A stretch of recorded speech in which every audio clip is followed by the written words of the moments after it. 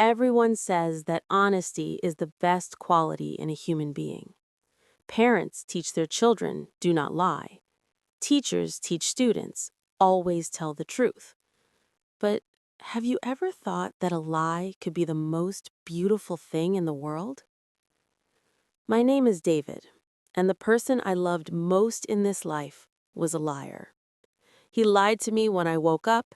He lied to me when I went to sleep. He lied with a smile on his face. His name was Arthur. He was my father. And today, I want to tell you the story of his lies, the lies that saved my life. I grew up in a very small house near the river. We were poor, very poor. My mother passed away when I was just a baby, so my father became everything to me. He was my mother, my father, my friend, and my hero. But life was hard. My father did not have an office job. He did not wear a suit. He worked at a construction site. His job was to carry heavy bags of cement. Each bag weighed 50 kilograms. My father weighed only 60 kilograms. Imagine that. Every day he carried the weight of another person on his back, up and down the stairs, under the burning sun. I remember waiting for him every evening. I would sit by the window watching the sunset. When I saw his shadow, I would run to the door. "Daddy! Daddy is home!" He would open the door. His clothes were covered in gray dust. His smell was a mix of sweat and old cement. But his eyes were always bright. He would kneel down and open his arms. I would jump into his arms laughing. I was a heavy boy, but he lifted me up high. He spun me around like I was a feather. "Fly, my son, fly like an airplane," he would shout.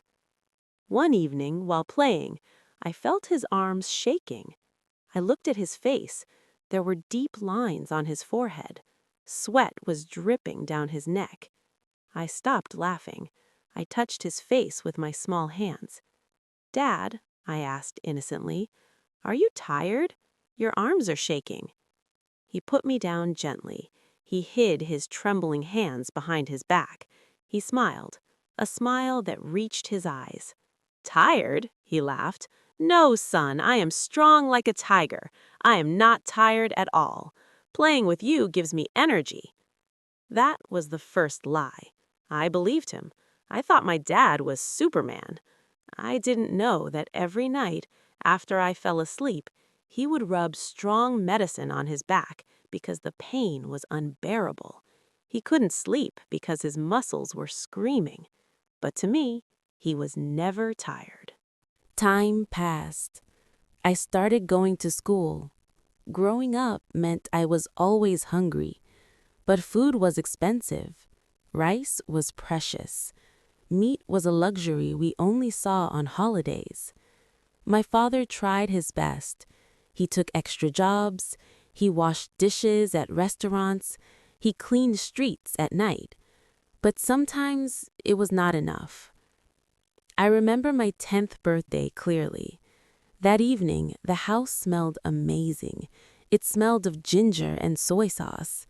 My father had bought a fish, a real whole fish. He cooked it perfectly. The skin was golden and crispy. My mouth watered just looking at it. We sat down at our small wooden table. He took his chopsticks. He carefully separated the meat from the bones.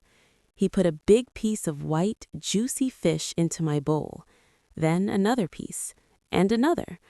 Soon my bowl was full of fish. His bowl had only white rice and some fish sauce. I stopped eating. I looked at his empty bowl. "Dad," I said with my mouth full, "why don't you eat the fish? It's so delicious." He watched me eat, his eyes full of love. He shook his head slowly. "You eat, David. I don't like fish. The smell bothers me. I prefer vegetables." That was the second lie. I happily ate the whole fish. I left nothing but the bones.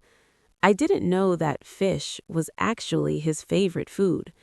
I didn't know that his stomach was growling loudly under the table. I didn't know that for lunch he had only drunk water to save money for this dinner. He starved himself so I could be full, and he called it preference. Years flew by like the wind. I became a tall young man. I studied hard because I wanted to change our lives. And then the big day came. I received a letter from the university in the city. Accepted. I screamed with joy. I ran to the construction site to show my father. He took the letter with his dirty hands. He read it slowly, word by word. Tears made tracks through the dust on his face. "My son is going to be a scholar," he whispered proudly. "My son will not carry cement bags like his father." But then reality hit us. We looked at the tuition fee. The number was huge. It was more money than we had ever seen. It was impossible. That night, the house was silent. I looked at my father's bent back. I made a decision. "Dad," I said quietly, "I won't go." He turned around sharply. "What?" "It's too expensive," I said, trying not to cry. "I will stay here. I will work with you. We can make money together." For the first time in my life, I saw my father angry. He stood up. He slammed his hand on the table. "No," he shouted. "You will go. You will study. Do not worry about money. That is my job." 2 days later, he came home with a thick envelope of money. He put it in my hand. It was heavy. "Dad, where did you get this?" I asked, scared. "Did you borrow from bad people?" He laughed loudly. He patted his chest. "Don't be silly, son. I have savings. I have been saving since you were a baby. I am a rich man in disguise." That was the third lie. He had no savings. The jar under his bed was empty. To get that money, he sold his grandfather's watch. He sold his only warm winter coat. He took the most dangerous shifts at work, the night shifts on the high scaffolding. He sold his safety and his past to buy my future. And he told me he was rich. I went to the city. I studied. I graduated. I got a job at a big company. I wore a suit and tie. I worked in an air-conditioned office. I was successful. I was busy. The calls to my father became shorter. "Hi, Dad, I'm busy today. Talk later." "Dad, I can't come home this weekend. Too much work." I sent him money every month. I thought money was enough. Whenever I asked him, "How are you, Dad?" his answer was always the same. "I am fine, son. Everything is perfect. Don't worry about me. Focus on your work." That was the fourth lie. He was not fine. Years of hard labor had destroyed his body. His lungs were weak from the cement dust. His back was permanently bent. He was coughing blood in the mornings. He was lonely in the evenings. But he never told me. He didn't want to be a burden. One rainy afternoon, my phone rang. It was not my father. It was our neighbor, Mr. Lee. "David," his voice was shaking. "Come home. Your father collapsed. He is in the hospital." My world stopped. I drove home in the rain. My tears blurred the road. When I arrived at the hospital, I saw him. He was lying on a white bed. He looked so small, so fragile. Where was my Superman? Where was the tiger? He was just skin and bones. I sat beside him and held his hand. His hand was rough, hard like a rock, but cold.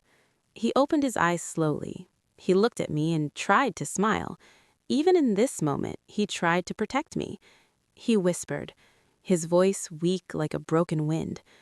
"Don't cry, David. Why are you crying? I am okay. Just a little tired. I am okay." That was the last lie.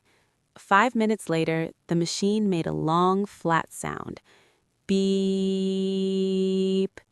His hand became heavy in mine. My father, the great liar, was gone. After the funeral, I went back to our empty house. It was so quiet. I cleaned his room. Under his pillow, I found a small old notebook. It was his diary. I opened the first page. The handwriting was messy, written by a hand tired from work. I started to read, and with every word, my heart broke a little more. October 12th. Today my back hurts so much. I feel like my bones are breaking. But when I came home, David asked if I was tired. I said no. Seeing him smile takes away all my pain. His happiness is my medicine. June 5th. It was David's birthday. I bought a fish. It cost me 3 days of wages. I was so hungry. The smell of the fish made me dizzy. But I told him I didn't like it. Watching him eat is better than any meal. August 20th. I sold my father's watch today. I feel ashamed, but David needs to go to university. If I have to sell my soul for his future, I will do it. I told him I have savings. I don't want him to worry about money. He should only worry about his dreams. November 1st. The doctor said my lungs are bad. I need to stop working, but I can't. David just got a promotion. I don't want to distract him with my sickness. I told him I am fine. As long as he is successful, I am fine. I closed the diary. My tears fell onto the cover. All my life, I thought lying was bad. But my father, he turned lies into the highest form of love. He lied to protect my innocence. He lied to fill my stomach. He lied to build my future. He lied to shield me from his pain. Now I am a father too. Yesterday, I came home from work exhausted and stressed. My little son ran to me. "Daddy, are you tired?" he asked. I looked at his innocent face. I felt the weight of the world on my shoulders. But then I remembered Arthur. I remembered the cement bags. I remembered the fish. I smiled. I lifted my son up high. "No, my love," I said. "I am not tired. I am strong like a tiger." And in that moment, I understood everything. To all the children watching this, your parents are excellent actors. They hide their storms so you can see the rainbow. Don't believe them when they say, "I'm not hungry." Don't believe them when they say, "I'm not in pain." Look closer. Hold their hands. Say thank you, because one day they will leave, and you will give anything to hear those beautiful lies just one more time.